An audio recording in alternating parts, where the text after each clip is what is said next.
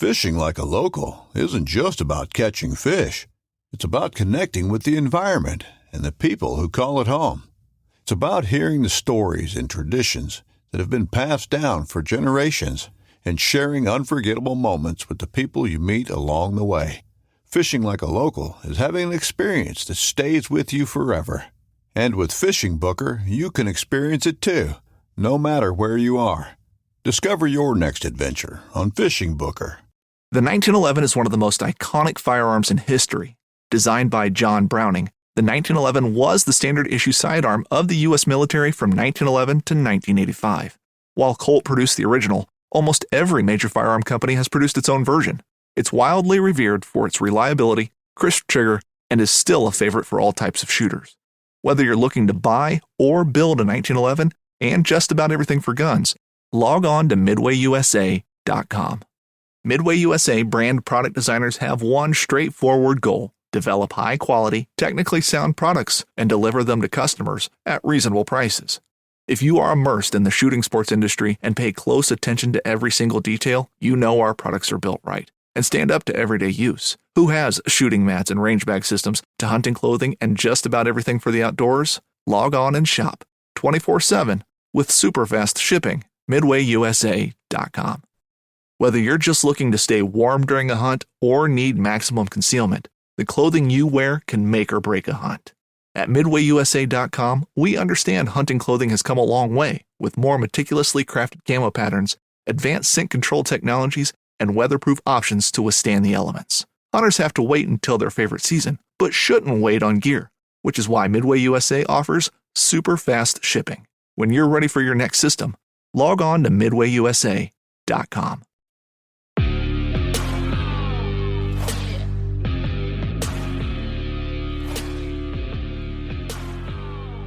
Hey everybody, welcome back to another episode of the Bowhunter Chronicles podcast, brought to you by Huntworth.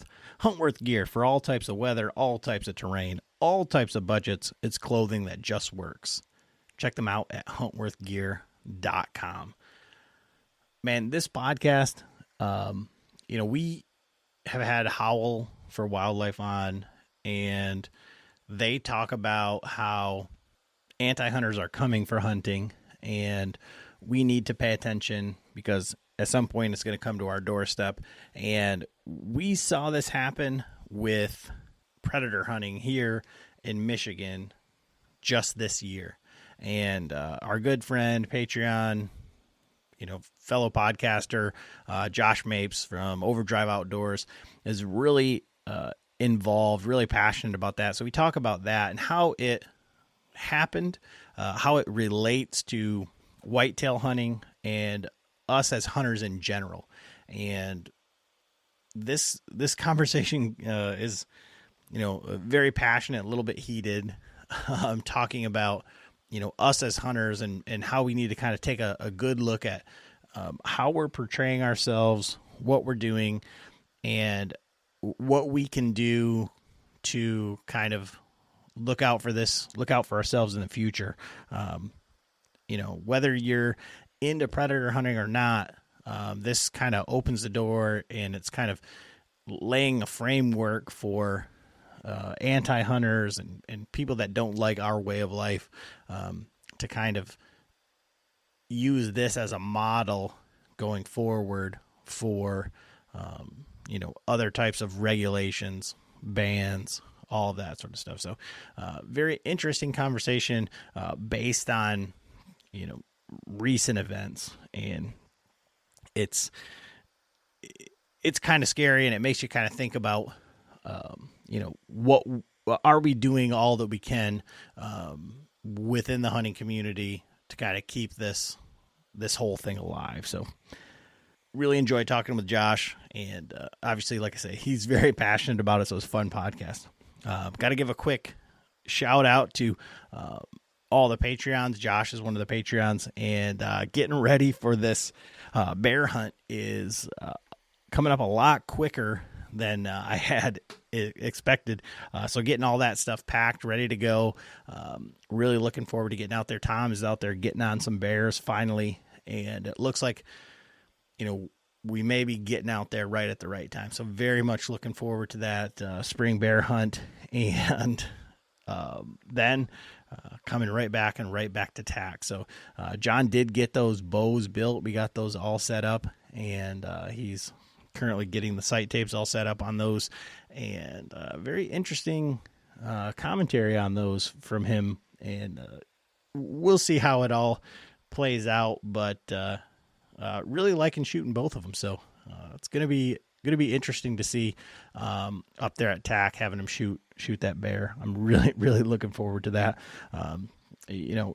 This all happens because of companies that help to support the show: Huntworth, Latitude, Big Shot, Spartan Forge, Lucky Buck, Canati, and Zinger. And tomorrow, or I guess today, when this podcast drops, we'll be announcing that Tailgate Ready Challenge for the 10 shots at the truck up at Total Archery Challenge, as well as a custom set of Zinger. So check that out later on today at the Instagram page. We'll be announcing that, as well as Genesis 3D, Latitude. They're going to be up there at the Total Archery Challenge, so make sure you're stopping by their booths and checking out their stuff. Latitude's got their Vapor lines in stock. They got their Method 2 saddles back in stock, and had a color change. So there's another color available in their knee pads. Definitely go over there, check out their stuff at the Latitude page, and you can use code BHC to save 15%. But you guys go check out Josh's page, Overdrive Outdoors, doing some really great stuff out there. Stick around to the end of the podcast. He's got some really cool stuff coming up. And as always, thanks for listening. Enjoy the podcast. All right, everybody. Adam back with another episode of the Bowhunter Chronicles podcast. And today, we're going to take a little turn, not necessarily from like a bow hunting standpoint, but just from like a hunting and conservation standpoint. Going to talk about some things that have affected hunting in Michigan here recently. And one of maybe the loudest voice that I've seen about it, I've seen a lot of people with the deer. I want to say it's like the deer commission from the NRC, where they, took some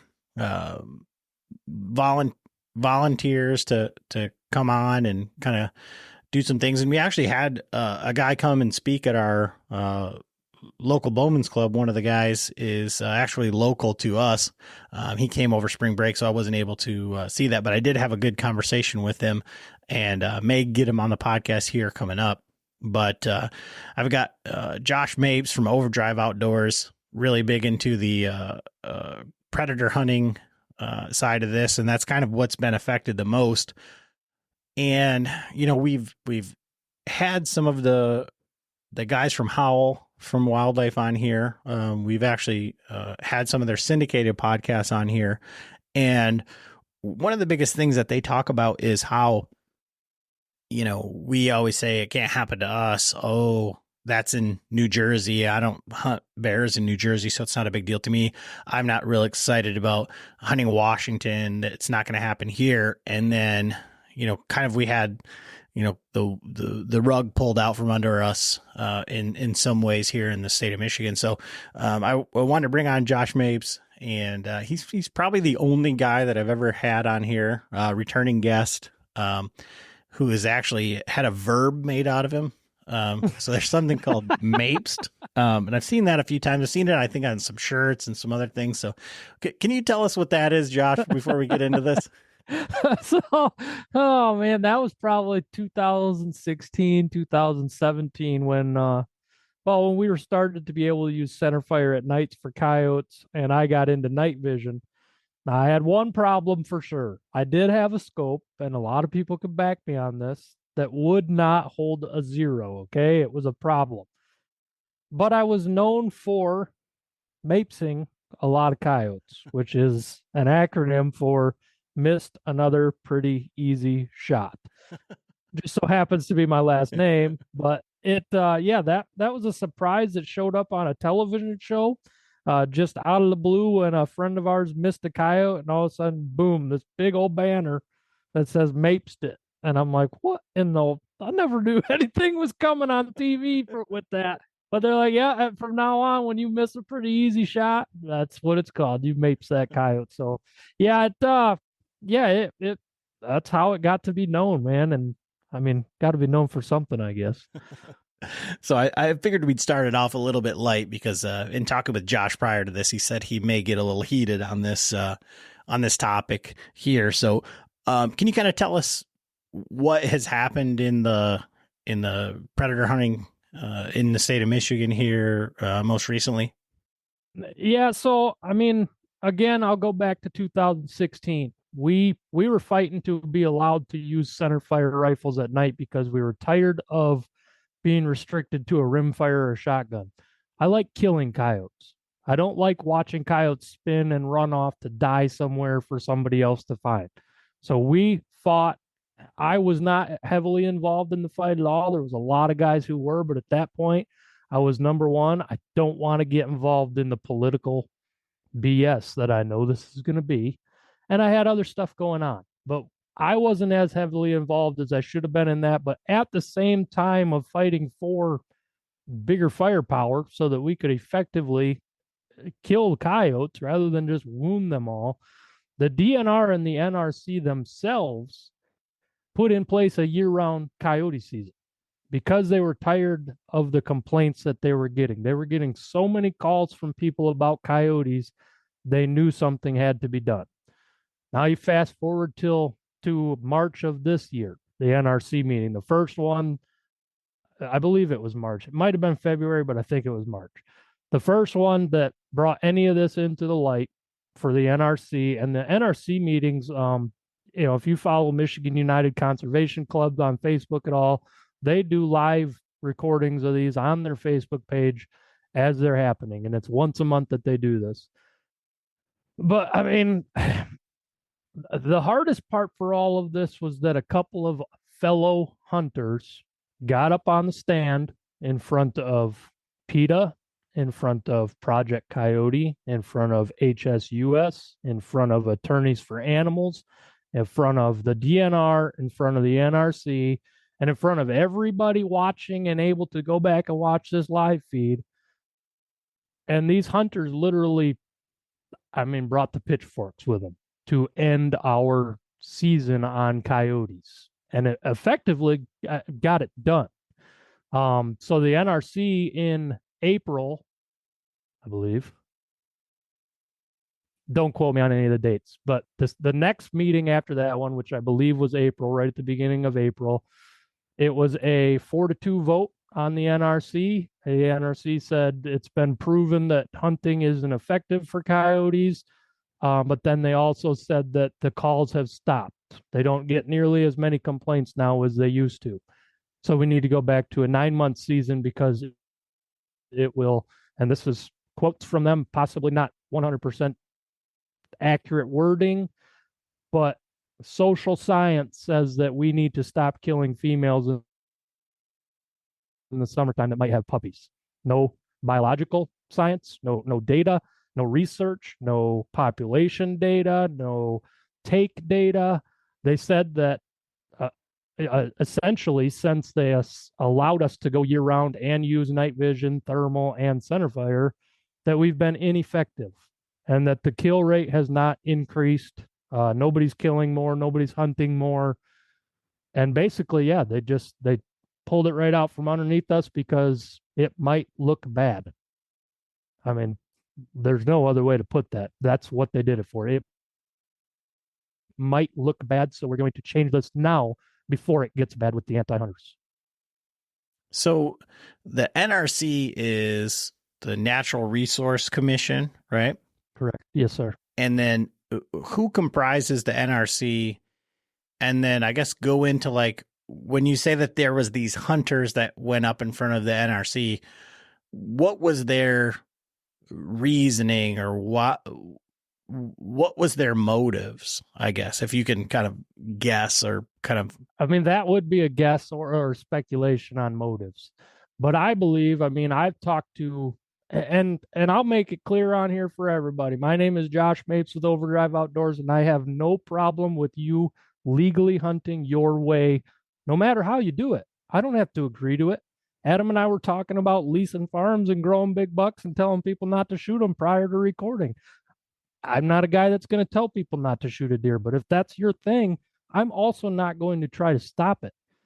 But we've heard from houndsmen, we've heard from people who, there's multiple different ways to go kill coyotes. I choose a call and a rifle. That's how I like to do it. There's trapping, there's hound running, there's people that used to, and I know some still do, get permission on blocks. And in the wintertime, when they can find good snow and good tracks, they'll just go in and kind of do like a deer drive for the coyotes. And they're effective that way. But I've heard complaints for the last few years from people that, number one, you're not getting hardly any snow anymore. So it's hard to put a hound out on a coyote track when there is less coyotes around. You don't have so many days that you can go find snow and actually get on them. And it's the same from the people that push them. I've heard it from them. Blocks that we used to run all winter time and find tracks and kill them in every week, we can't even find tracks in. There's a lot of people hunting coyotes anymore. So my speculation on it, well, what the hunters said at this meeting, and I'll call them specifically, they're houndsmen, two very high-ranking houndsmen from very high-ranking houndsmen's groups, got up and said that it was all because of how we portray ourselves on the internet. And there's parts of that I do not disagree with. I mean, there's parts of me, there's things that I post, there's things that I say that probably shouldn't leave my mind or my mouth, and I know that. But I would also not pretend to be perfect in that arena. The problem is that they were so willing to get up and just do this to other hunters rather than being men about it and taking it to the hunters that you have a problem with. There's always going to be bad apples. There's going to be people doing stuff. There's going to be people showing stuff. And again, I've been one of them. I've posted pictures that probably weren't the most tasteful thing. But for me, a lot of what I post is I try to do things for learning. Man, I love these animals so much. I love to learn more about them. So when I find a cool photo opportunity that helps me see certain stages of life or certain fur conditions or bullet damage even, so I know what the bullet that I'm choosing is doing, I might post that. But for a lot of reasons, that's so other people can make decisions. If you're looking for a rifle to go to buy for coyote hunting, it helps to have something to go back and see. That's what I want. I don't want that coyote to run away. So a bigger hole in fur, that's the kind of stuff I like to show. But again, that kind of stuff can be taken and used against us, and it absolutely does, and it absolutely has. I mean, there's been, and I'll tell you straight up, Adam, I already forgot the majority of what you said. I'm going off speculation right now still, but there's been videos that have been made on anti-hunting pages using pictures that we've posted, using videos that we've posted. And the way that they can spin everything is to pull on those heartstrings as hard as they possibly can. Just like any HSUS commercial or Save the Wildlife or these 37,000 dogs need adoption and I'm a multi-billionaire, but I need you to donate your pennies. Those kind of videos are specifically made to pull on your heartstrings and make you really want to give and help that poor little animal. But we don't have that in the hunting community. That's not really how we play the game. The majority of us, Adam, just want to do what we want to do, and we want to be left alone to do it. But when for me, for instance, my page gets seen by many, many, many, many people.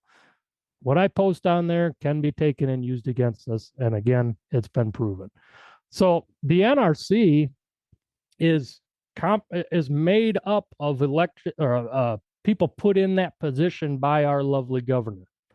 If that helps anybody tell kind of the direction on where things are going, Democratic side, and I'm not calling any sides out, but we kind of know an agenda that's always been pushed on one specific side. She gets in office, she puts these people on the NRC.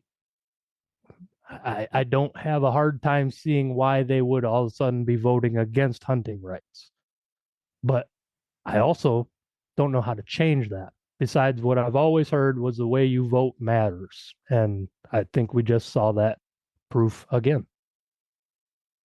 So why I think this is important, and if people have still stuck around and said, well, I don't, instead of saying like, well, I don't coyote hunt, or this doesn't affect me, so it's not a big deal.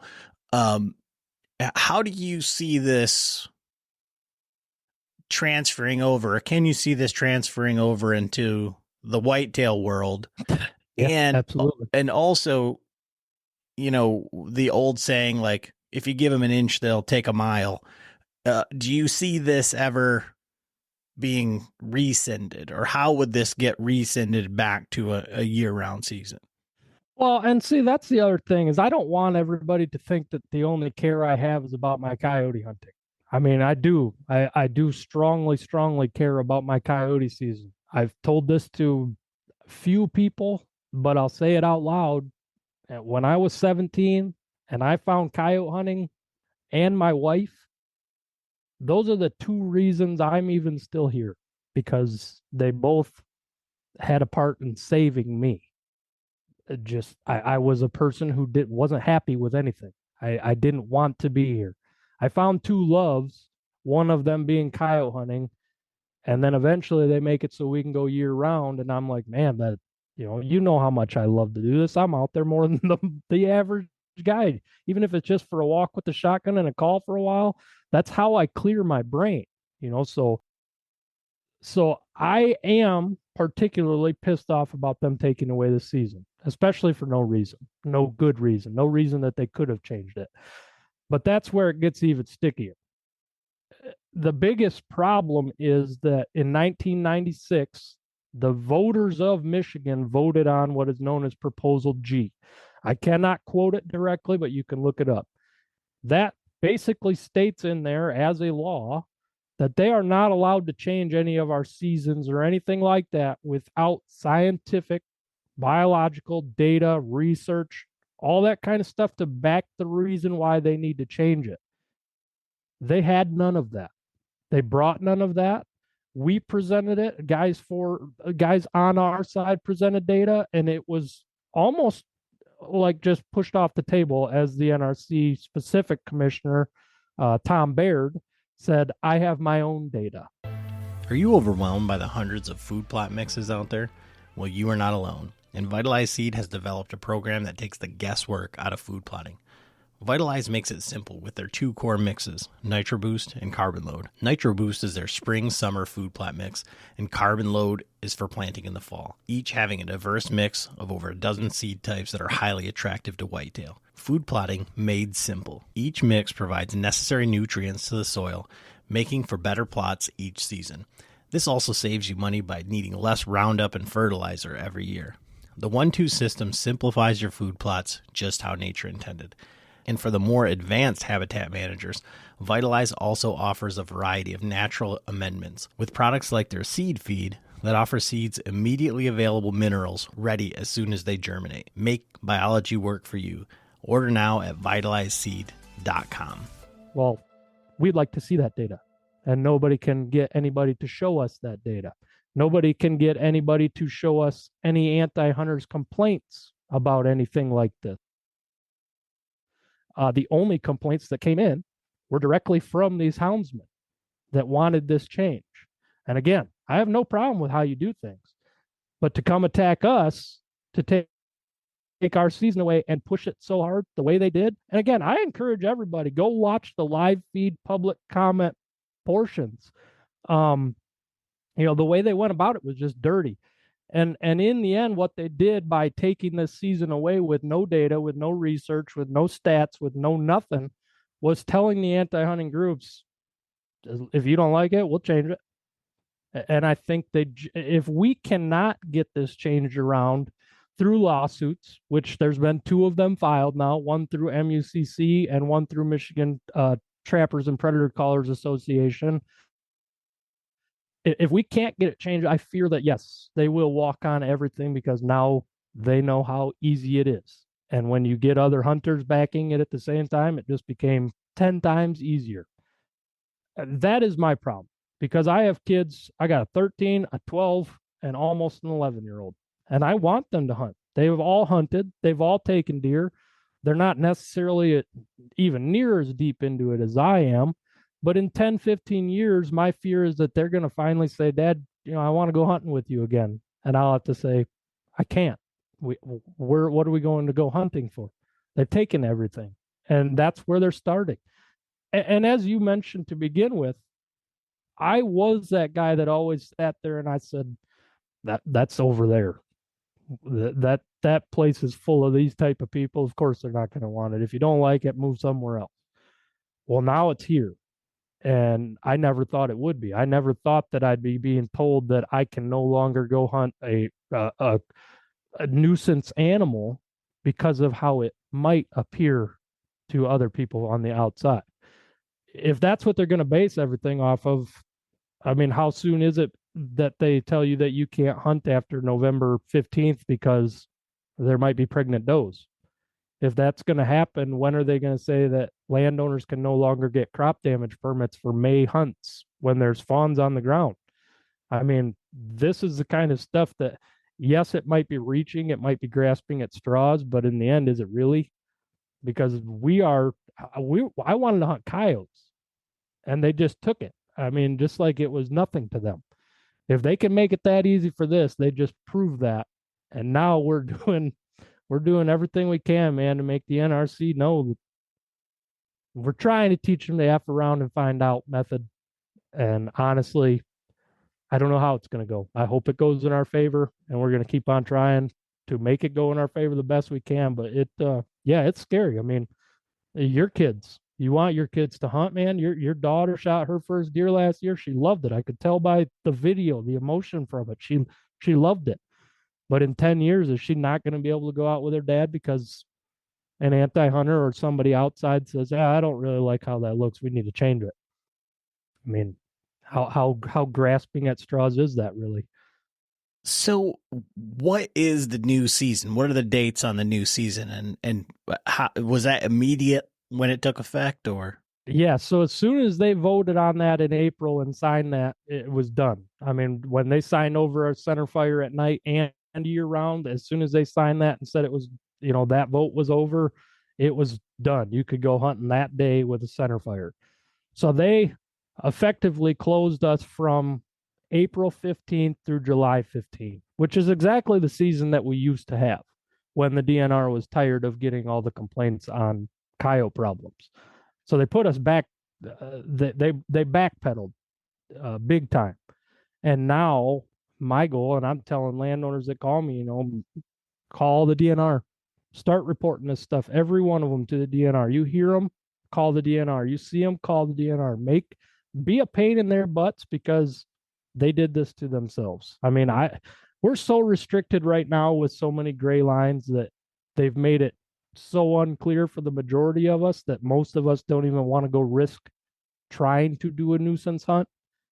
And yeah, I don't know, man. There's a lot of stuff about this that I don't like.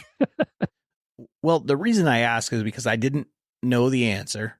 But I had heard on another podcast that there was some speculation and how this ties into Michigan deer hunting in the deer season. Mm-hmm. Is those same dates are the dates when there's going to be fawns on the ground, just like you said. And mm-hmm. Michigan is basically saying, you need to kill more does. Here's 10, you can buy 10 doe tags, kill more does. And the hunters aren't doing that, or the hunter numbers are going down. So there's speculation, conjecture, whatever, that this will help bring the deer population down. Yeah, I think they're blowing smoke. I mean, I think that's definitely could have been a push from the back somewhere saying, if we take away coyote season, more fawns will get killed. There will be less deer. I definitely think that that's a possibility, but I don't think that's anywhere that this began. I literally, this vote originally happened at what was a fur taker users group. And I don't know the exact number of people. I think there's supposed to be 10 people in this user group. I don't know who was invited. I don't know who was there. I know very few people on that list of people who were there, but it was talked about originally there. And there was a lot of people that said that, yeah, they would support a season change. Well, if you look at the minutes for that meeting, The people who would support a meeting change were the majority of hound hunters. Again, that just because you support it doesn't mean you got to go fight against all of us. And the way it was done was so dirty that, man, I would never want to take anything like that. I would rather me do a face to face with Adam Miller and say, hey, man, we got some problems in this and we need to get them changed, rather than go absolutely tar and feather us in front of everybody who hates even the people who were up there giving them all the data.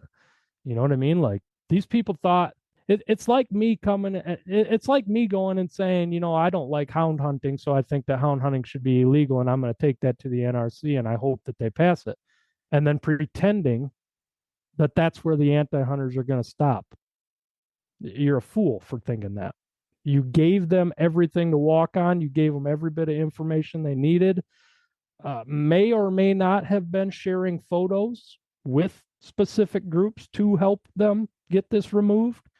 And that, again, is a speculation, but I've seen a lot of stuff about it.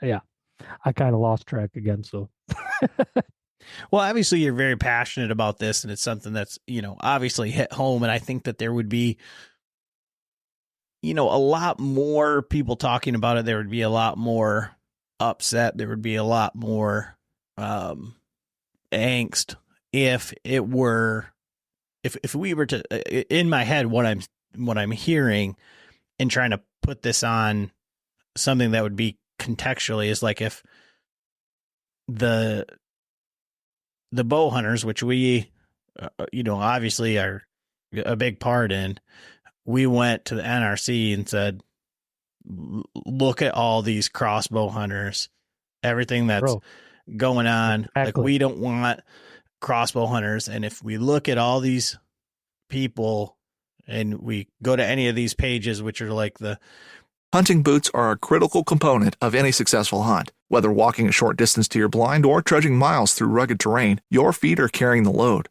Without the right boots, you could give up early and lose out on that trophy just over the ridge. At Midway USA, we make selecting boots for your next hunt easier. With just a few clicks of a mouse, you can decide on what's important, like waterproofing, insulation, size, width, and savings.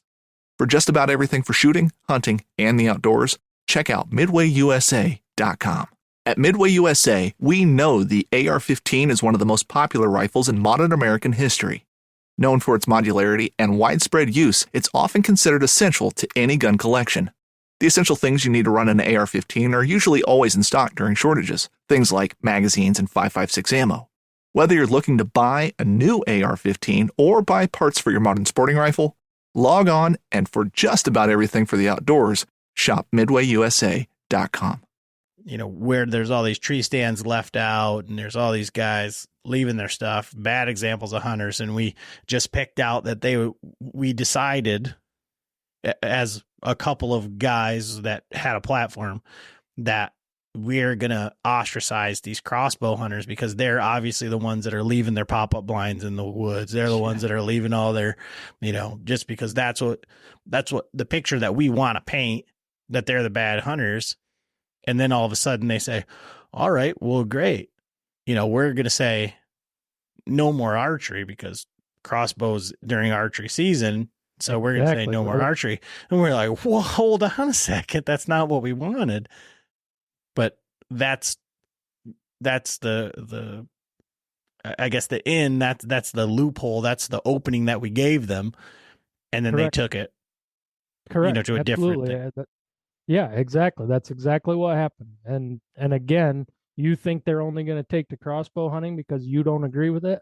If they take it, man, they're taking it, and they ain't going to stop taking it. You can go online and look at all these states that are following suit, or we technically followed suit for a lot. I think it was Colorado on the same day banned, what was it, mountain lion trapping or hunting or something at the same time. And Colorado, again, certain way. And there's other states that have started banning stuff. Again, certain way. Look at California. It's specifically a certain way. And now there's people getting attacked by mountain lions because nobody can do anything about it. like you said, it's kind of shooting yourself in the foot. You ask for them to do this one little thing and you think it's going to make everything better. Well, man, if you care about hunting as much as you say you do, you should be darn well trying your best to make sure that everybody's doing everything legally and that everybody's getting along. And any problems that you got, man, we're all grown adults. We can have a conversation instead of you, in my opinion, going and crying to Big Daddy and making a change for the whole entire state that is just going to make everything worse. That's where the screw up, man. And again, you gave them the stepping stones. You told them how easy it was. You showed them how easy it was for them to just rip something right away for no reason other than you don't like it. So I guess using the kind of like crossbow analogy, prior to all of this, prior to the March meeting or whichever one falls on your timeline, whichever meeting that was where the NRC met, how did you feel about these other types of hunters, this other type of hunting, as far as coyotes? And was there animosity, I guess, from your end and the group of people that you surround yourself with? And also to that point, because I had, from following your page and some other guys in Michigan who coyote hunt, there seemed to be, I don't want to say like necessarily like bad blood, maybe bad actors who we're calling other people for trespassing and, just kind of like wreaking havoc. So for yourself, where I can come on here and I could say like, how we feel about like crossbows and crossbow season and all that stuff. And, obviously that's a double-edged sword because some of it's in jest, like really, I don't care, but I'm not going to be the first guy to be like, congratulations, you shot a Boone and Crockett buck with your Raven crossbow at 100 yards. I mean, I don't even know. But you're also not going to be the first guy, Adam, that gets on there and shits on the guy. Right. That's where I respect you for that, but there's a lot of people that don't do that. Just because, social media, this is where a lot of the devil of social media comes in. And it's been a talk across multiple podcast platforms for a long time, was this could be what essentially ruins more of this for us than helps it. But for me, animosity towards like other methods of hunting, not at all. I don't care. As long as you are doing it legally.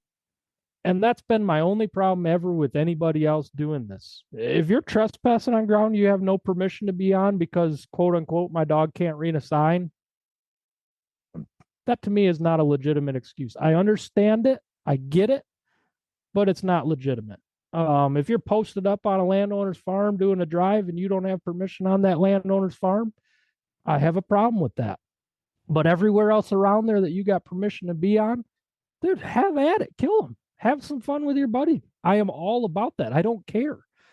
The animosity inside, you've probably seen it inside the coyote world. A lot of that stuff comes from, I think, egos a lot. And I'm not one that has no ego, but the need to be the best and to be the most known and to kill the most and to have your name on the most plaques and to have the most sponsors for hunts and stuff.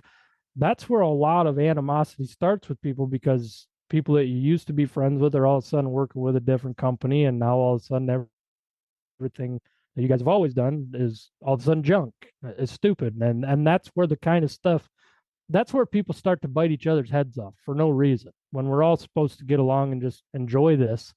I never want anybody to not be able to go do what they love, because I know a whole lot of people that, man, if they couldn't go sit in a tree stand every year, they wouldn't want to make it through the year.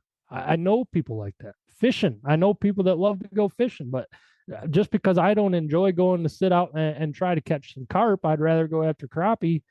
doesn't mean that I'm going to go take it to the NRC and say, I really don't want that guy fishing for carp over there when I'm trying to fish these docks for crappie. We need to change that. That's not how I am. Just learn to get along. But instead, this wasn't a learn to get along time. This was a watch these other guys stomp on us and watch everything we've done and tried to change and tried to make positive and just been involved with get taken right out from underneath you. So I'm having like some sort of like internal struggle here, because, I've seen and even just recently today or this week, like one of the postings by, I have to imagine if it's not, it's someone along the same lines as like that Matt Ranella, hunt quietly thing where he's just shitting on all these influencers and, probably like me and you, right? Because we put our stuff out there and we are passionate about this. And, there are some people that are, that's their job and it's what they do, because like you said, it's, what they love and they've figured out a way, no matter right, wrong, or indifferent to make a living at it. Right. Yeah. And I think that there's a lot of like what you said there where, dollars get involved and things have to die and you have to show proof of concept and look at this and, whether you did it legally or illegally, we got to pose with our deer. Yeah. Well, sure. Look at the buck that just got taken out of Ohio. Oh my God. I mean, what for? What for? Because you could be known for it. That is why you made that stupid decision that probably now is going to affect you for the rest of your life. And we've all been there. I made a lot of decisions that every night I go to bed and I'm thinking, man, how could I have done something that dumb? How could I have been that person? And you have to grow from it. But man, dude's in trouble. Well, and you think about that, like every other person that saw or had a picture of that deer could have made those same choices. You could have just broken the law and went and shot him and pretended that it was yours. And like, on some level, that's the way I feel about, high fence ranches and stuff like that. Like it's not a trophy to me. To me isn't even a hunt. That to me isn't even a hunt. But at the same time, I'm not going to go tell them you can't do that. That might look bad to anti-hunters. Yeah, but what business of that am I? But what I'm getting at here is like where I find like this big impasse is that so you and I, you talked about like my daughter's hunt, right? And how happy she was to see that deer and like how everybody that I've ever shown that video to is like so excited for her, for that experience, to be able to have that on video. I mean, you said you have an ego, you kind of have an ego, whatever, but you can only have so much ego if your daughter's killed the biggest deer in your house, right? So you can, bro. but you have that video of your daughter killing the biggest deer that anyone in your family's ever killed, and the excitement in your face, and your whole family coming out there to get that deer, and just how blown away you were. And are we not supposed to share those moments and collect those? Are we just supposed to have them in a scrapbook somewhere for no one to see? Or are we inspiring a whole nother generation of females in this case, of, young girls going out there, having father figures in their life that are bringing them out and involving them in what we do, being present? Are we not supposed to do that because someone else might not like it or whatever? It's a very weird thing, because I completely understand like the hunting quietly, in the sense that like I didn't even know that people could hunt coyotes with hounds. So maybe they're like the quiet old dudes who are like, well, I'm done with this. Look at all these guys. They're making coyote hunting cool. So they're using all this newfangled thing and it's killing all of our coyotes, and it just ruins the whole thing. But are we doing the same thing by making public land hunting cool the hunting public, all of these other things, born and raised and hushing, getting all the people excited about elk hunting and public land elk hunting. And it's a double-edged sword because, tags and pressure and the health of the herds, all of those things come into play, but the dollars that are going into those economies and the Pittman-Robertson Act and all of that stuff. So like now you're in the middle of this whole thing. Mm-hmm.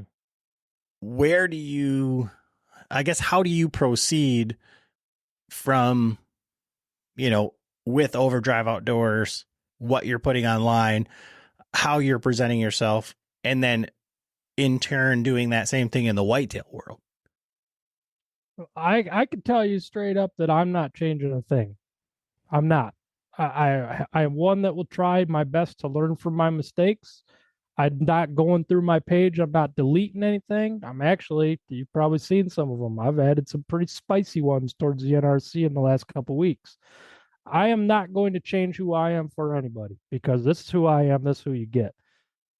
If you are an anti-hunter and you don't like seeing dead animals, stay off my page. I don't like abortion. I don't go troll abortion pages and call people names.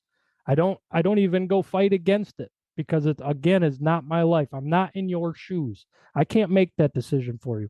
But I'm also not trying to change your ability to make any decision.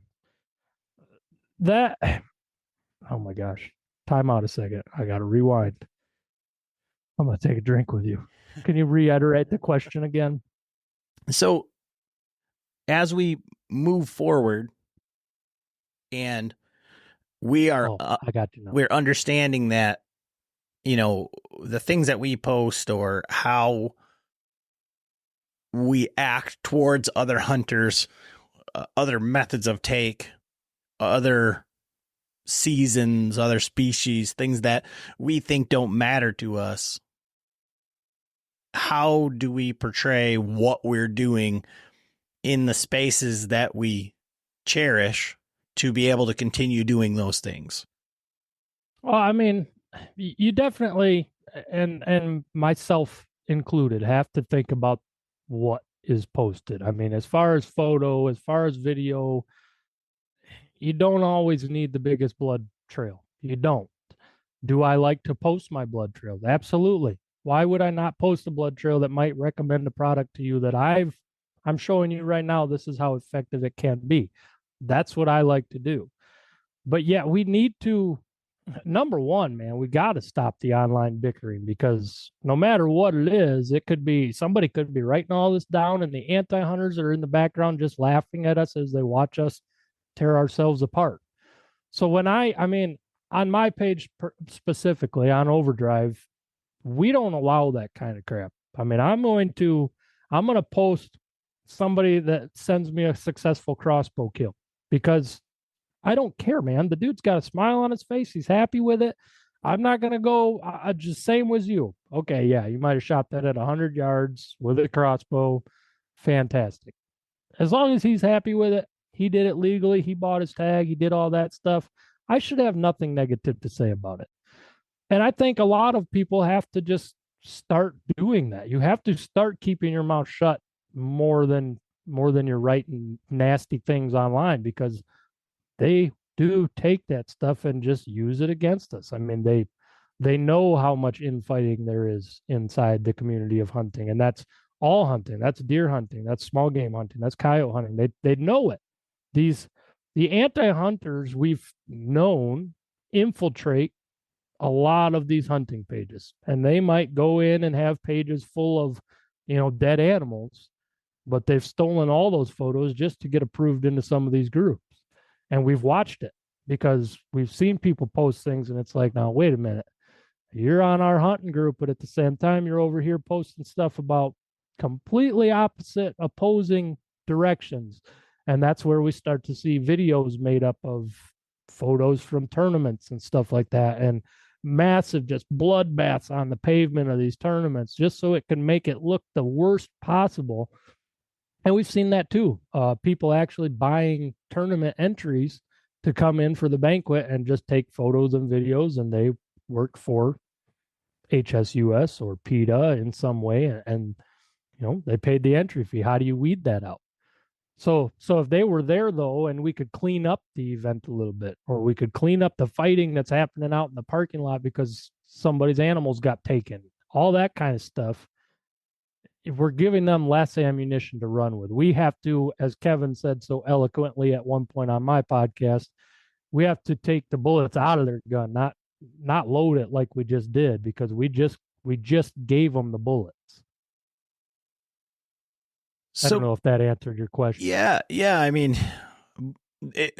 obviously, you're really passionate about the coyotes thing, and that's kind of what you're dealing with now. I'm just trying to extrapolate it like into the whitetail world, and that's what I mean about like the hunting quietly type thing, where like I hate that. Like I don't hate that too. Because I think yes, there is. There is a big problem with social media, and I think it's more from like the consumerism side of it. Like you need to buy this latest, greatest, and everything is in front of us that's so cool, and we can see the benefit, and the marketing is really good. And to a degree, we're all part of that, right? Mm-hmm. I mean, 100%. Like, but I also feel that we should be able to share what we're doing and that it is effective and how things are working. But I don't understand that need to like tear other people down, especially online. Like if you're in person and you want to tell somebody like you're not excited about their trophy because it was with a crossbow or something like that, that's on you. That's between two people, right? Yeah, and if you got your teeth knocked out 5 seconds later, that's your own problem, man. Yeah, and I mean, I can tell you, like I know it's on the podcast here somewhere. We were in Ohio, and guy killed a beautiful. I mean, I think at the time, probably in person, the biggest buck I'd ever seen. It was probably 160, crab claws on the end, just huge buck down in Ohio. And the guy's telling the story, and he's like, yeah, and I shot it with a crossbow, and like literally John turned around and just walked away. He was like, not interested. but he didn't, and he told us, he's like, as soon as he said crossbow, I was like, this guy's a clown, like, got lucky, whatever. But he didn't say anything to the guy. He didn't, make a big stink about it. He didn't try and, tell the guy he did a bad job. It just wasn't as exciting to him at that point. Like it wasn't as cool. And, that's the same thing as like, if, I should say when I kill that monster 3-point with my trad bow, I'm going to be the happiest dude in the whole wide world. And I'm sure that there's going to be people that are going to hate that. Oh yeah. Because it's only 3-point. But it's unnecessary, and it won't hurt my feelings at all because and it won't change anything. Yeah, I know. And that's the thing, is like, that's what I think more of, like, and I think that there are people that don't post that wouldn't post that 3-point because they don't want the hate and all that stuff. And maybe maybe in the worst verbiage ever that, we're bringing upon ourselves by posting anything, is like, we're just inviting people, whether it's. This upcoming concert season will be all about the boots, and Tecovas is your stop for the best in Western style. Tecovas has seasonal and limited edition offerings this spring and summer, including men's and women's boots, apparel, hats, bags, and more. All Tecovas boots are made by hand in a time-honored tradition with timeless styles that are always on trend. And Tecovas has first wear comfort with little to no break-in period. It's hard to find this level of comfort paired with this level of style. Stop by your local Tecovas store, have a complimentary drink or two, that's WCB style, and shop new styles. The smell of fresh leather and friendly staff are at your service. Many stores even have leather custom branding to make your boots truly personalized. And with regular live music and events, there's no in-store experience like it.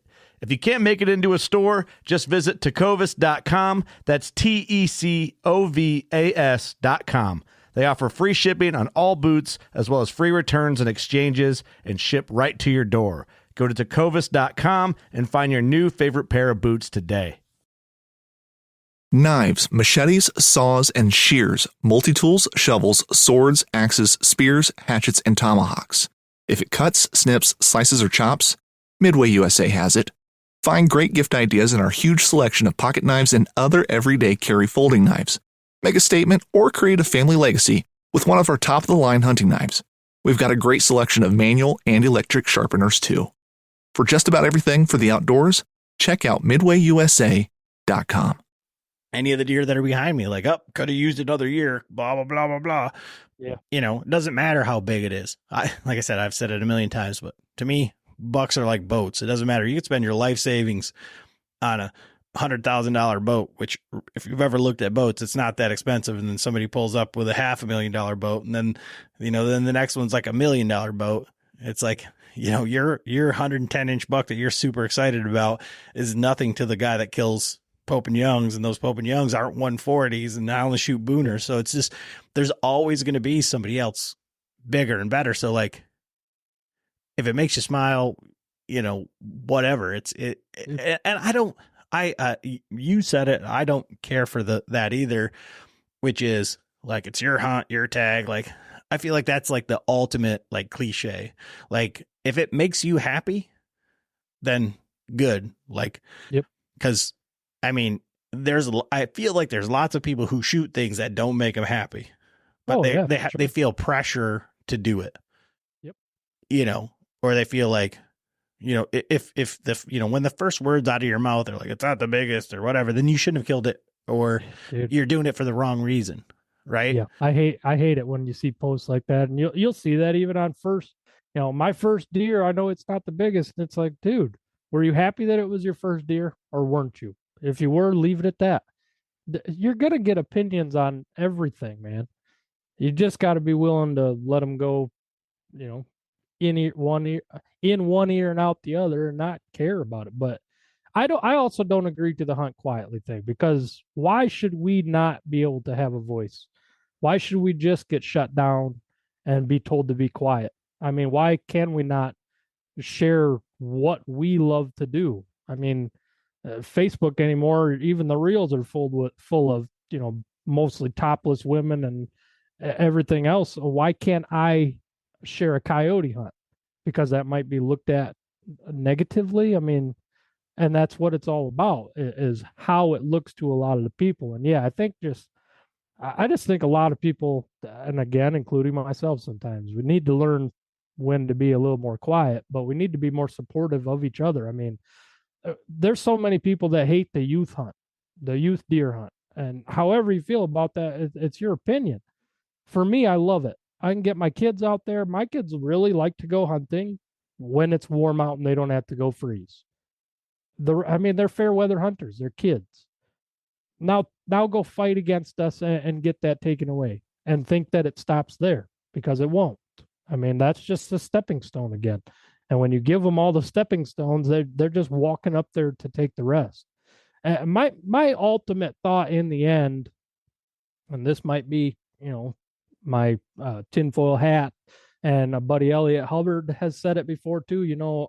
I think the goal in the end is, once they've taken away everything we can hunt, why do you need your guns anymore? You can't hunt anything. Why do you need your guns? And I honestly think that that's the way that things are being pushed. I mean, with our current administration all around, seems to be one of the big things is gun control. Well, if you start taking every reason we have away to have the guns that we do have, in the end, why do you need your guns? And I can foresee that being a question. And we just got to all stick together the best we can and see this kind of stuff through and fight alongside each other. I've made apologies to some people because, when it comes to antler point restrictions, dude, I'm not going to go get on and sign anywhere, go speak positively on that, because again, I want to just be left alone. But at the same time, I got people who are fighting alongside me for our coyote season and for the Proposal G issue that are major proponents of that kind of stuff. And I've told them straight up, if It's not ever that I've never supported what you wanted to do, but I also can't support them. I wouldn't have gone up to this meeting and said, yeah, if you think this is going to be the best thing for all of us, then you go ahead and do it, because then it's taking away everything that I love. I don't want to do that with anything, but I also don't want, I don't want anybody else to feel like they can just go step on everybody, which is what just happened, and say, well, because we say we don't like it, we're going to get it changed. And I mean, I don't know, man. It just, I don't believe again in the be quiet part about it. I believe share it all. If you don't like it, don't look at it. And if you don't like something about it, don't say anything about it. Just move on, man. The hunting has gotten so, it's gotten to be to where so many people got to have the best. They got to have the most. They got to have the biggest. They got to have this or this or this. And there is so many less people, I think, out there doing it because of the love for it. And it's sad to see, but I don't know. Where do we go from here? Man, hopefully positively forward, with everybody at least being able to see somewhat eye to eye and get along and deal with things on a personal level, rather than just go right to the top and screw everybody, because that's not the right way to do this. So I guess my only last thing on like the hunt quietly thing is, and like I said, I'm completely conflicted about it. It's not going to change anything that I am doing necessarily, but maybe it makes me think differently about maybe some of the things that I would do or do, and definitely the way that I see other people. And if I guess to me would be like, if I saw you getting overly spicy, I might message you on the side and say, hey, Josh, because we have so many people in this community, right, who are in these same spaces, that we were like, hey, if you saw something that you thought was detrimental, you might take that person aside and say, hey, did you ever think about this or this or this? But I think that to that point, like, the squeaky wheel gets the grease, right? And so that's why everybody's flocking to Tennessee to go turkey hunting, and everybody's going to Colorado for elk, and to all these places, which isn't necessarily like a bad thing for hunting, but it may be a bad thing for the resource. It may be a bad thing for the hunt. It may be a bad thing for, everybody goes and hunts Ohio now. Everybody hunts, Kansas, whatever. Pick your destination hunt that's been featured on YouTube, right? Mm-hmm. And so I think maybe that's kind of the what I'm kind of talking about is like, you don't, well, I can say honestly that Josh has photos of giant deer that he doesn't go ever kill. But this is true. Maybe you need your daughter to do that for you. But he doesn't like post where that's at, because you don't want it, you don't want all the other hunters there, right? And so there, this thing is like multifaceted, there, besides just the negativity amongst hunters or amongst that, like what the Proposal G is supposed to take into account is the resource itself and scientific stuff. And, sometimes, if we decided to say that, we want to pay a whole bunch of influencers to come to Michigan and kill deer and say that it's the greatest thing ever, it might, if there weren't enough hunters here, then there'd be way more hunters. We'd be dealing with out-of-state people, and we'd be dealing with a lot of different things, and it might not be what's best for the resource or our hunt or any of those things. But how do you see, I guess, going forward, for people who are listening to this and who are saying, man, I don't want that to happen to my state. I don't want that to happen to my whitetail hunt, my turkey hunt, my, fishing season, whatever. I guess hindsight being 2020, could you have seen any of these things coming? And is there anything that you would do differently going forward as far as like being more involved with organizations? You know, what does this look like going forward for the rest of us to kind of help make sure that we're still able to do the things that we love? Well, I mean, yeah, like I said earlier, you definitely got to be somewhat mindful of what you're putting out for everybody to see. Um, I this was blindsided, not from the side of, you know, PETA, HSUS, and everybody coming after us, but it was a blindside from the hunting community that came after us and literally helped them do this. Um, uh, I guess, I mean, if you don't have open communication with a lot of different people, that it makes it a little bit tougher, because the two people that specifically went up and smeared mud on me, I had never one time heard of them, heard their names, seen them anywhere until they got up in that meeting and did what they did. So, I mean, if I would have known of them, again, I would have preferred somebody say, hey, man, you're posting some stuff that's going to be really, really bad and we need to work on it. And there was ramblings about stuff like this for 2 years, but it's ramblings all the time of people who apparently didn't want to tell you why they were saying it, that knew that there was something coming down the pipe, because I've heard a lot. I mean, in the last couple months, I've learned a lot more of what went on with all this. Um, Apparently, it's been talked about for like 2 years with people not liking this. Well, where in the 2 years did anybody come and bring the issue at hand to the people that were causing the issue? If I was causing the issue, man, send me the message. That's what I want to know, because we have to police ourselves. We have to. I mean, I really don't trust the DNR to do the policing at all anymore in this state. We have to police ourselves, and that's the bad apples. That's everybody that does the things that specifically look the worst on us. We kind of have to manage that. I was never on anything, any kind of association. I was never on any kind of board or anything, but I started paying entry fees or not entry fees, but a membership fee to Michigan Trappers and Predator Callers Association 2 years ago.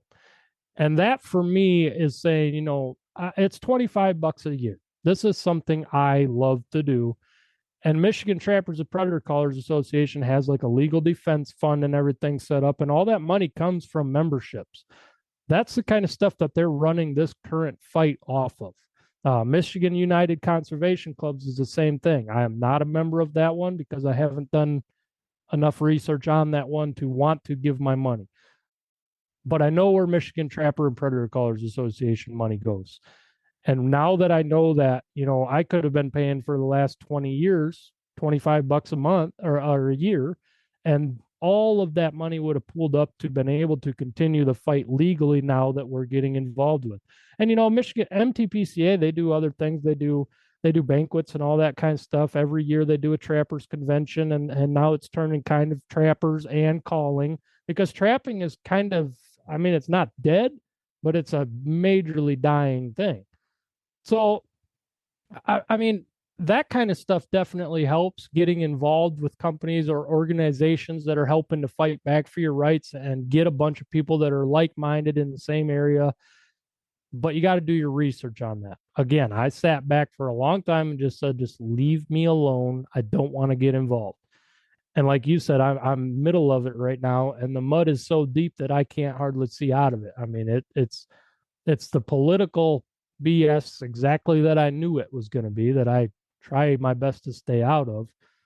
But Kevin has always told me since I've known him, if you don't want to get involved in politics, that's fine, but one day politics will get involved with you. And I didn't ever see it until just this year, so what he says is true. And what people say about voting is true. The way you vote has repercussions, positive or negative. And that's where we're at right now with a 100% governor picked NRC for our natural resources and wildlife management. And that's the kind of stuff that even I didn't know. I didn't know that if Whitmer got in office, she was going to put the people in charge of my wildlife, my animals, the animals I love to hunt, the animals you love to hunt. It's people that have no experience in it that are in control of what we do. And that is very scary. So, I mean, the way you vote matters.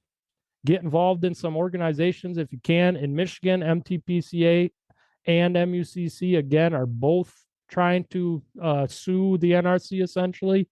They've both filed for it. MUCC, I think, filed in Ingham County, which puts them in Lansing or something like that. But MTPCA filed in Mackinac County up in the UP. So we're hoping that that'll kind of fall a little bit more favorable, with it being a UP judge that we get to see up there that might have somewhat of knowledge on predators because of the wolves and the coyotes and everything else up there. They know, they deal with it. The people down here in Lansing sitting in an office, they don't deal with this. And I mean, we got to be proactive somehow that way. And I mean, again, voting certain ways, getting involved in organizations. And for me, man, I'm just trying to be a loud voice. At this point, I'm pretty well hands tied because of the illegal stuff going on. Now I'm just trying to keep people engaged and know that, there is still stuff happening. There's still more things that we're learning as it goes on. I just found out today, actually, that I think it was a senator. Don't quote me on that, but somebody put in for a new House bill to make this back into a year-round season, but they're showing that they're adding, you must have a fur harvester's license. Another $15 in the DNR's pocket. Kind of funny how that plays back and forth. Again, they're imposing more fees on just giving us our rights back. I have to buy a fur harvester's license anyways to hunt during a certain time of year and to take fox. So I'm going to have one anyways. But they're like selling us our right back now. Well, you can buy this license for $15. It adds more revenue. Man, it's just a twisted mess. And yeah, getting involved a long time ago before today would have been the most beneficial for me. But again, hindsight being 2020, I wanted to be left alone. Now I haven't been left alone. Now they've came literally picking at my door, and everything I love and everything you love. Hunting in general now is under attack. This is so far above and beyond coyote hunting that we can leave that part out of the whole conversation. Proposal G and their ability to just step on it and tell you that what you voted on as Michigan residents who voted in '96 for this and got it passed, they just stepped on everything you voted in. And they showed that it didn't bother them one bit to do it. And that is scary. Yeah. And, from the bow hunting side of it, there's the Michigan Longbow Association and the Michigan Bow Hunters Association. And the way that it was explained to me, and I'm a member of the Michigan Bow Hunters Association, is that when they go to try to change any of these laws or they want to do anything, the Michigan Bow Hunting Association goes there and they say, we're elected by our members and we speak for these many thousand members. And the more people that are members of the Michigan Bow Hunters Association are, the more people you get taken more seriously, whether you're, if you go there and say, well, I'm the member of the Michigan PSE Shooters Association of Dalton Township, membership of 5, they're like, okay, well, awesome. But if I'm the Michigan Bow Hunters Association and I represent this many thousand bow hunters, well, now they're going to listen a little bit more intently. Yeah, so, that's like MTPCA. I mean, let's say there's 4,000 members. That's 4,000 votes that they get at the table that day. So, I mean, it definitely helps to become a member. And what's Michigan Bow Hunters like? Is that a yearly fee? Yeah, same thing, like $25. Yeah, so it's nothing, man. It's nothing. I spend more than that on snacks just to go out for a night to go coyote hunting. I can do that for a year and know that at least I have a vote. At least I have somewhat of a say because, I mean, I'm friends with a lot of the people from MTPCA. I'm not a board member. I'm not sitting on any of these meetings, nothing like that. But I can talk to the people inside it and know what's going on. And that to me makes me feel like at least I got a little bit of a voice. Whether they take it or not, that is what it is. But my vote is now in favor of MTPCA and what they are going for. And right now that is for Proposal G and to put us back to the season that we should be on, which is year-round, unrestricted. Just take the coyotes. We're not going to stop them. I mean, we've said that many times. As many coyotes as I can kill in a year, we are not going to ever stop them all. So putting them back on a 9-month season is only going to negate everything they did since 2016 when they let us go. And I mean, a lot of people, landowners, yeah, I don't hear nearly as many of them as I used to. I don't see them like I used to, but you're welcome to come out anytime and try.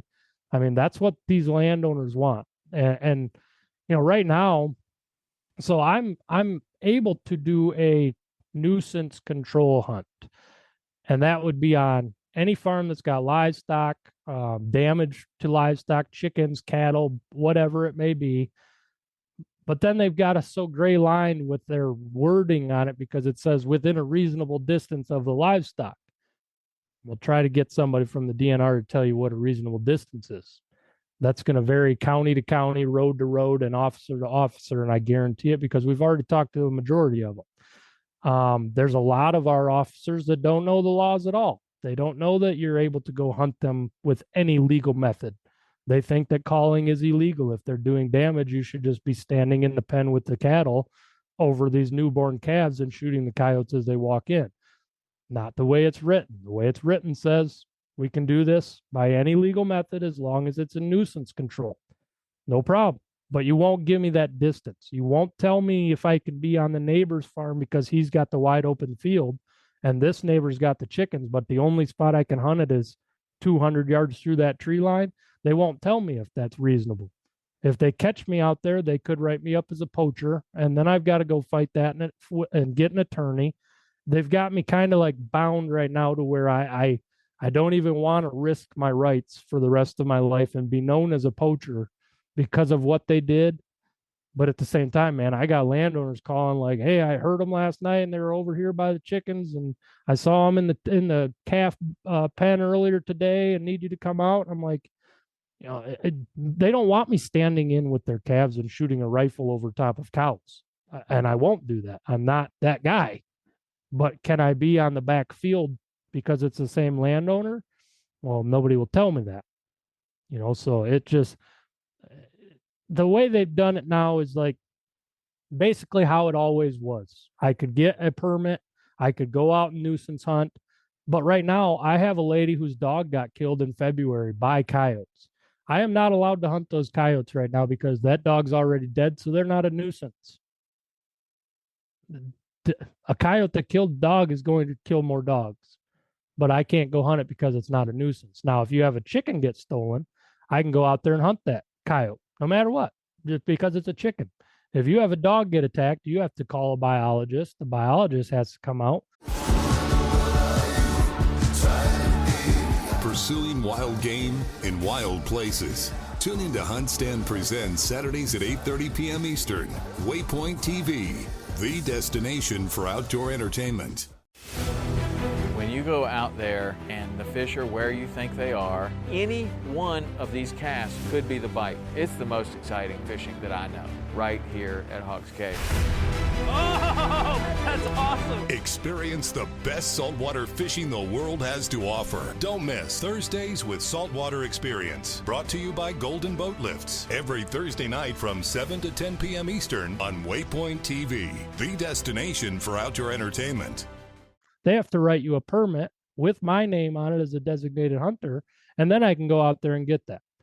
But your $2.50 chick that you've grown for the last 6 weeks that got eaten, I can go protect that anytime, but not your 13-year-old dog. You know, it's a joke. They got it so screwed up, man. So my voice through MTPCA is, and my page is what I'm trying to use the most that I can right now. And we just got to continue to fight forward, not against each other. And just, yeah, man, when you join something like that, just look into who you're joining, look into what their reason for being there is. You know, for MTPCA, I know that they support what I want to do. They support my way of life, and that's who I want my money going to. So definitely, yeah, you know, look at those places that could be a bigger voice for you, but be willing to help them when they need it. And that's a big thing too. And so let's shift gears here just a little bit. And I don't know what kind of turn this has taken, or if it was brought on by this, but I think it was in the works prior to that. You're talking about trying to bring people together and everybody be on the same page and kind of have the optics that you're looking for and the environment that you're looking for. And so you've been working on like maybe trying to put your own hunt together, your own tournament. And so can you tell us a little bit about that and that process? Yeah, that there's a lot of stuff still kind of under wraps with the whole tournament that we're going to put on. I'm not even sure that I'm going to call it a tournament. I'm probably going to call it just a hunt, because the anti-hunters have already said that that's one of the next things they're coming for is tournaments.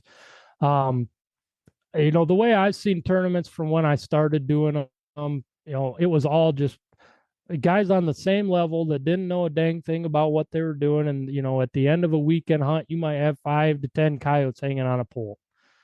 And all those guys got along. They all sat there, they laughed, they had a good time. They were there for the hunting part of it.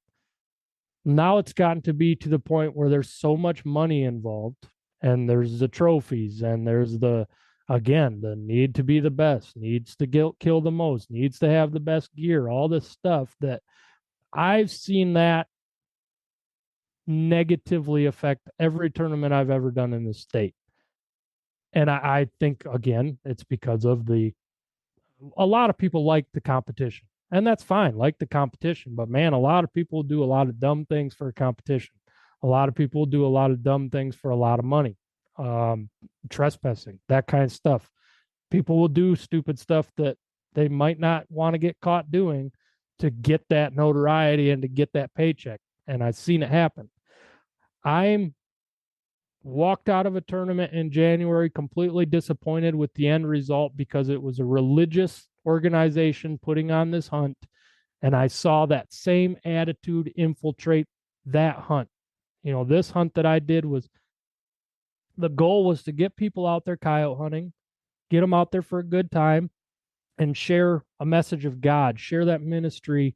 And I'm not the biggest God person. I'm not a churchgoer, nothing, but I enjoy going to these because Ross, who puts on the Sports Persons Ministries hunt every year, he's a good guy, and he wants the people to be there for the right reasons. And he wants nothing more than to just be able to pray over people and get them into the same room. And to see that need to be the best attitude infiltrate that hunt, dude, it just set me on a whole different wavelength, because I walked out of there and said, I got to fix something. I got to do something to change this. So my goal, and it's going to happen, I'm going to make this happen however I got to do it. If that means I can't have a tournament, but I can have a get together in my front yard with a bunch of dead coyotes, that's what I'm going to do. But we are going to do a 100% for charity hunt. I want to be the hunt that the anti-hunters can look in on and say, look at these assholes that killed all these coyotes, and then they donated a couple $1,000s to good causes. If you want to be the one that wants to cause a big fit about that, you sleep on it. Go ahead. But we're doing something better with it. This is my opinion, is going to get the guys back in the room that want to be there for the right reason.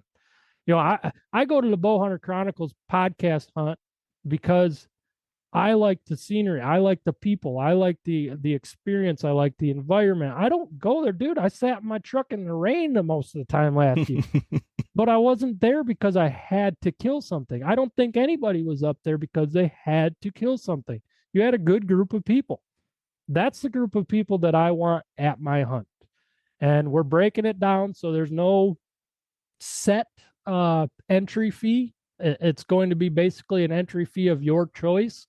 The price on that, I haven't yet put 100% in stone, but the little guy that wants to just come to a hunt because he's never been to one and he knows he's not going to win is more than welcome to come to this. You know what? You're a winner in my book because you were willing to come put your money on the table for something better than just filling your own wallet.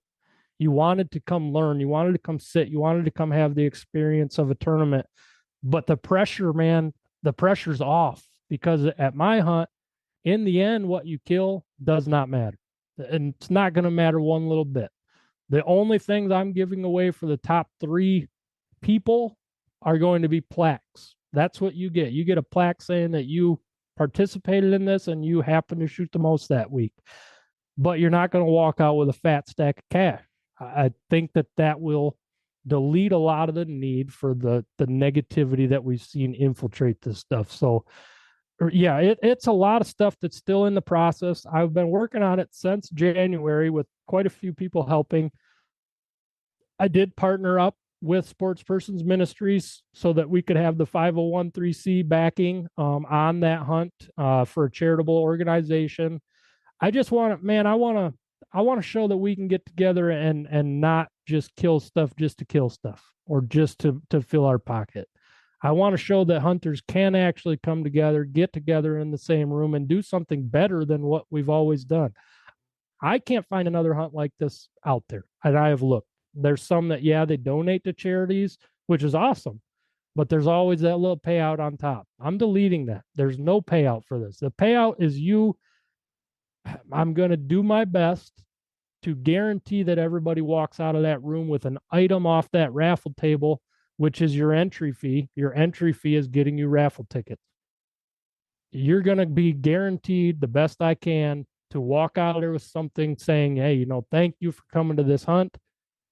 And it's going to be luck of the draw. If your name gets drawn and you could only afford so much this week and you bought one raffle ticket, but you get drawn first, you could go up to that table and walk out with something you have wanted and not been able to afford your whole life because you were willing to come give to something better than just you or just your selfish needs. That's what I want to do, man. And I know I can do it. We've got the backing. Right now we're sitting at, I think, 39 companies that have already said absolutely anything we can do, man. Just let us know because nobody does this. It's all about who can be the best, who can kill the most, who can look the best for their pictures. And I don't want that, man. I want the fun, the sportsmanship part of it, the just the excitement of being there and being able to come share a room with the same like-minded people again. And in the end, not care how you did. I mean, I've entered so many tournaments in the last couple of years that I pay the entry fee. And if it looks like it's going to be crappy weather that night, dude, I'm in bed by 10 o'clock, sleeping like a baby. And I go in the next day to check in and I'm like, everybody else looks pretty tired, but I feel just fine. I just gave away some money. But, for me, it's for that. I like the fellowship of the people there for the most part. So, and that's what I want. That's what I want to get into a room, man. I want to get the guys that, I've had guys that haven't done tournaments in 10 years. And they're like, yeah, we'll be coming, because this is what we got out of this stuff for. There's a lot of people that know that we need to see it. There's a lot of people who have tried to make things happen and never actually done it. I'm doing it.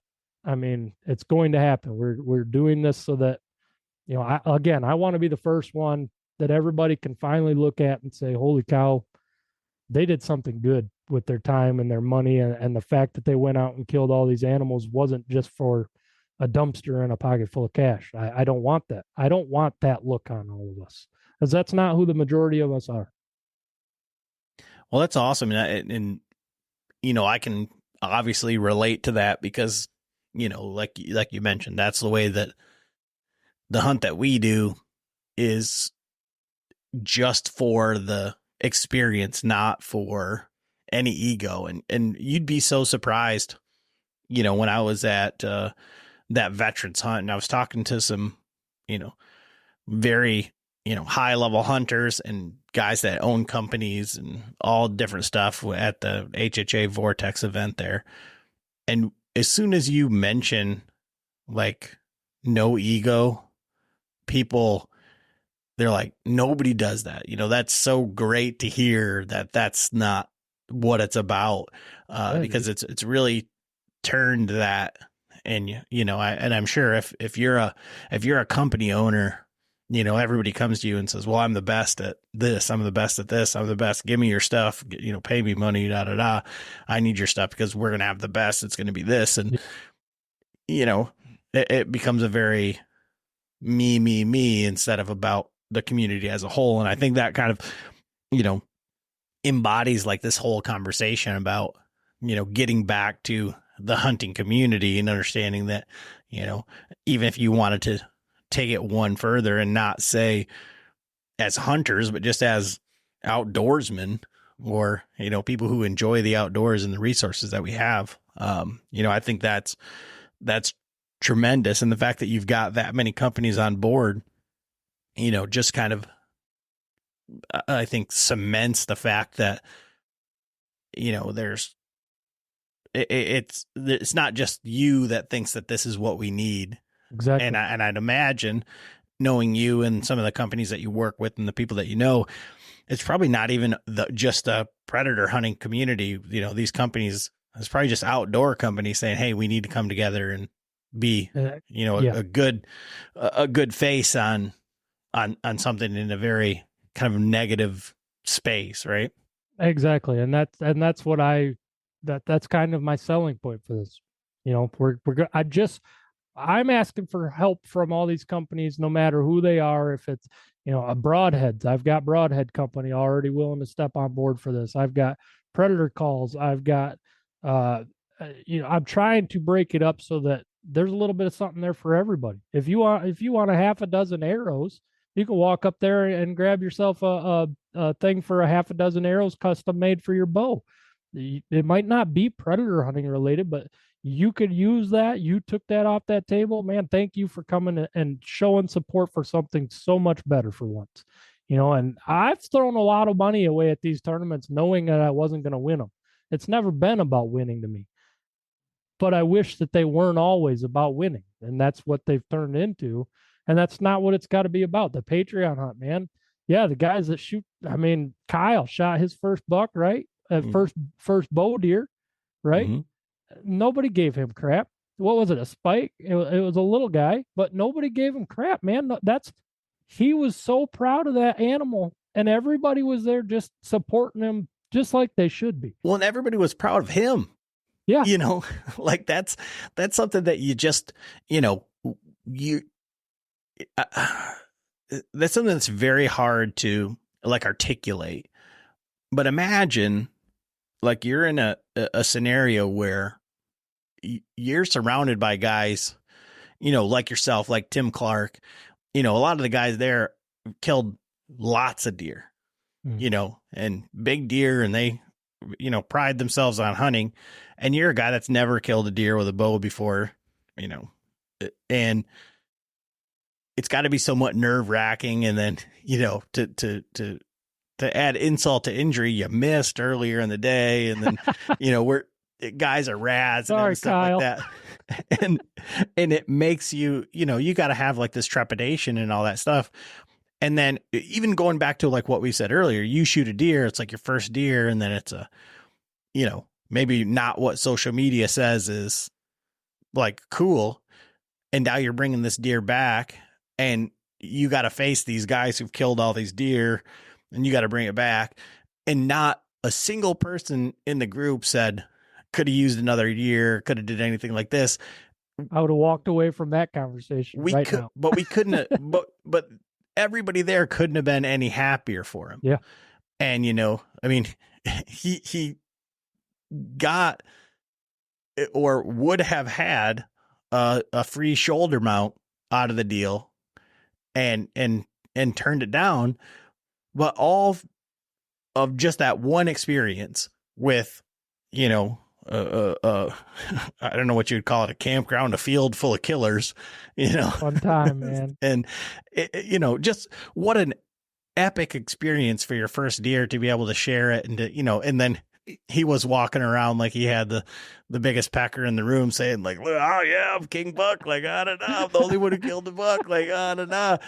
And nobody could say shit because he was right, you know, and it was just an awesome experience. And that is what's fun about it, exactly. You know, is bringing that camaraderie back to the hunting space instead of, and I've said it a bunch, you know, we do this, and I know because of the deer that you're chasing and some of these things that you're doing, you know, we're plagued kind of by this like solo hunting adventure. Nobody wants to go to the spots that I want to go to.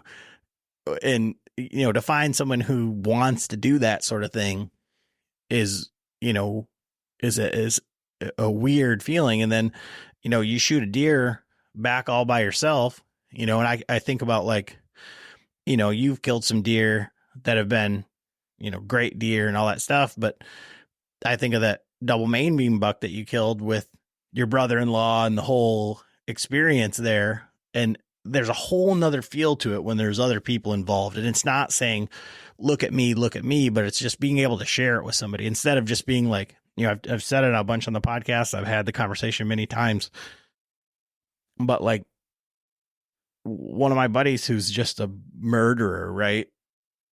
Once that deer, you release that arrow and that deer runs off and falls over, like you're excited, you're happy, but like, kind of like the hunt's over, like the fun part is done. And if you don't have anybody to share that with, like immediately, then it's just work at that point.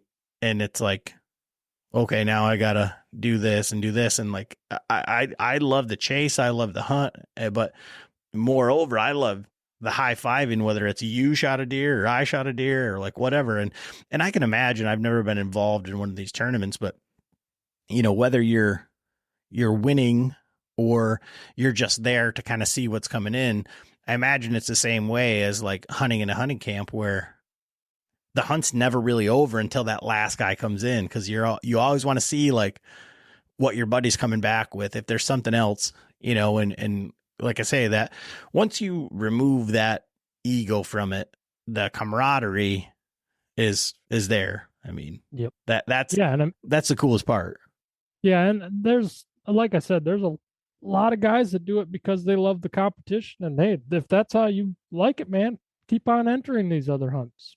I have nothing. I would never go say that I wanted all the other ones to end, but I do hope that this is copied. I mean, really, I hope that somebody in another state copies this idea and it just takes off because, again, man, Overdrive has been a thing since 2014. I got like 3 companies that I work with on Overdrive, and that's hardly even. But for this hunt, man, it was so much easier for me to sell this idea of, exactly, getting people back together for the camaraderie and the fun of it than it is for me to go to a company and say, hey, I kill a shit ton of coyotes and I'd really like to do it with your gun. I don't like doing that. That's not me. I don't sell myself like that. But I want to sell this hunt because, man, I want to see the room of people who aren't sitting there shit posting each other on Facebook at the same time as you're sitting there pretending to be excited for how they did in the hunt. I've seen it. I've seen that kind of stuff. I want the guys to be, everybody come sit at the table and everybody just talk, man, and come see everybody's animals. And at the end of the hunt, what you did didn't matter because the end result is that we did something so much better. That's what I want. And that's what's going to happen. And so what are you looking at as far as timeline? Obviously you got some time to think about it now because the season's close. So yeah, that's exactly why I've been rolling on it for right now, man. January 3, I'm going to be the first hunt of the year. I want this one to be the first one that people see that when it's time for tournaments, this is the first one that pops up in their mind. I've already got a venue picked out, hoping it will work, but we might have to do some changing around depending on the popularity and the size that this gets to, because right now I can see it already getting bigger than I thought it might for the first year.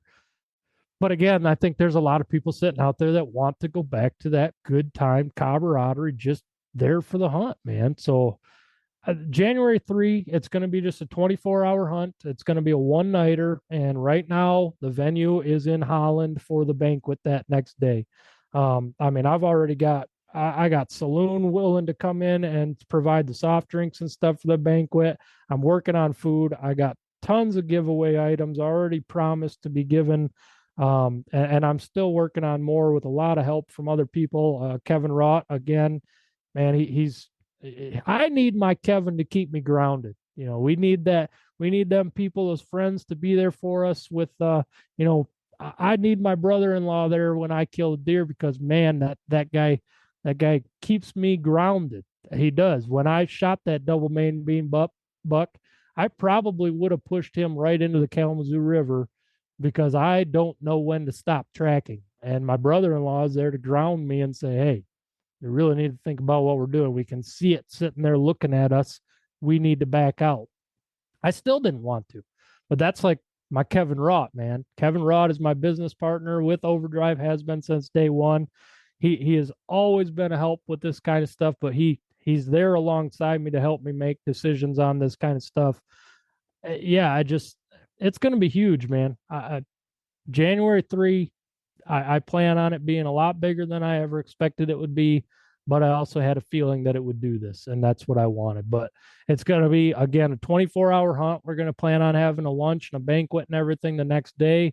And again, in the end, the kills aren't going to matter. So if you don't want to hunt all night, go hunt for a couple hours with your buddies.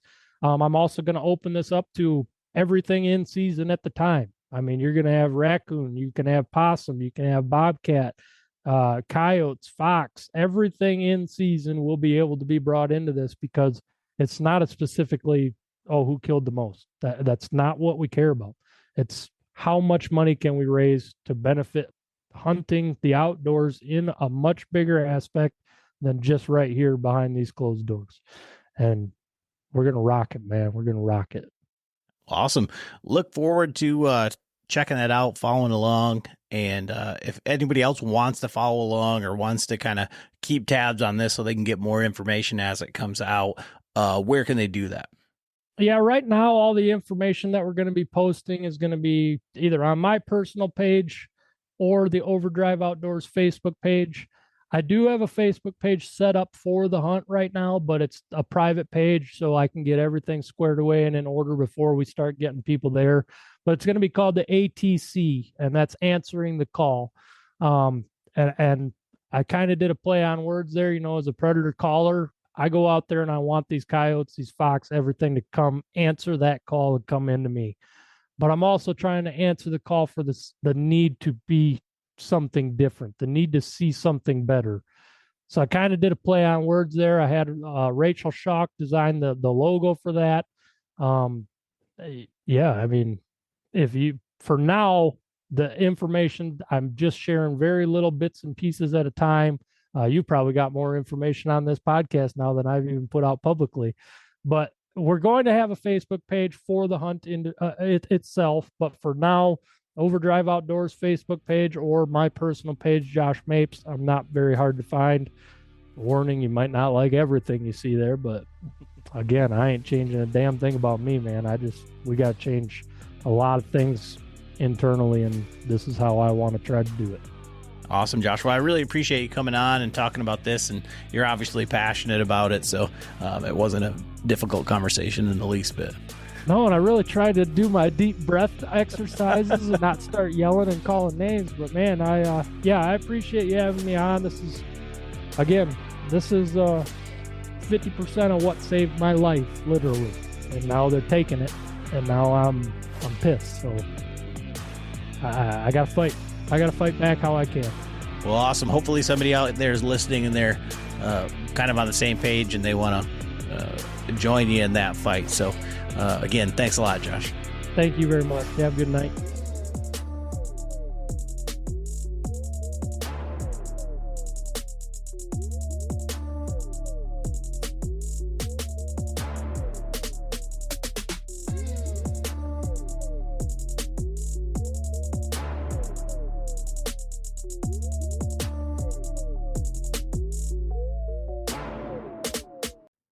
I'm Will Cooper, and you're listening to HuntStand's Make Your Mark podcast on the Waypoint Podcast Network. Stick around as I bring you more stories and interviews from veteran hunters and industry professionals who inspire us all to be better equipped in the woods and in life. Don't miss Mondays with Into the Blue, brought to you by Academy Sports and Outdoors. Every Monday night from 7 to 10 p.m. Eastern on Waypoint TV, the destination for outdoor entertainment.